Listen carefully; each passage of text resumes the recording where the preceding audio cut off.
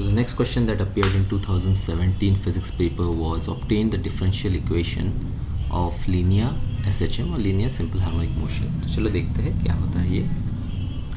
अब linear SHM जब हम बोलते हैं तो उसके कंडीशंस होती है, उसके डेफिनेशन में उसके तीनों कंडीशंस है that it should be a linear periodic motion and second one is magnitude of force and acceleration acting on the body must be directly proportional to the displacement of the body from the mean position, यानी force और acceleration का जो magnitude है वो displacement of the body from the mean position के directly proportional है, ठीक है।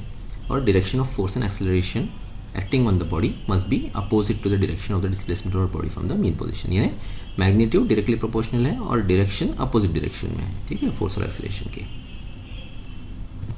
तो हम ये भी कह सकते हैं कि F equal to minus k x, जहाँ पे K is the force constant and X is the displacement from the mean position और F जो है वो force acting on the particle है। ये जो माइनस है ये अपोजिट डायरेक्शन दिखा रहा है, opposite direction of the force and acceleration with respect to the displacement of the body. लेकिन हमको ये भी पता है कि force equal to mass into acceleration, so F equal to m into जो डिफरेंशियल इक्वेशन है एक्सेलरेशन की वो यहाँ पे लिखते हैं d2x अपॉन dt स्क्वायर। तो हम फर्स्ट और सेकेंड इक्वेशन को जब कंपेयर करते हैं तब हमको मिलता है m into d2x upon dt square equal to minus k x. इसका ये भी मतलब है कि d2x upon dt square equal to minus k x by m. अभी हमको डिफरेंशियल इक्वेशंस दो प्रकार की होती है, स्केलर फॉर्म और वेक्टर फॉर्म।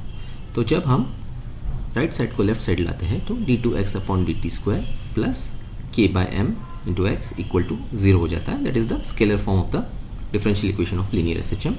और जो वेक्टर फॉर्म है उसमें डायरेक्शन आ जाता है, तो d2x vector upon dt square plus k by m into x vector equal to 0। तो 3 और 4 जो है वो स्केलर और वेक्टर फॉर्म से differential equation of linear SHM। तो यही हमको लिखना है जब अब ये क्वेश्चन आता है।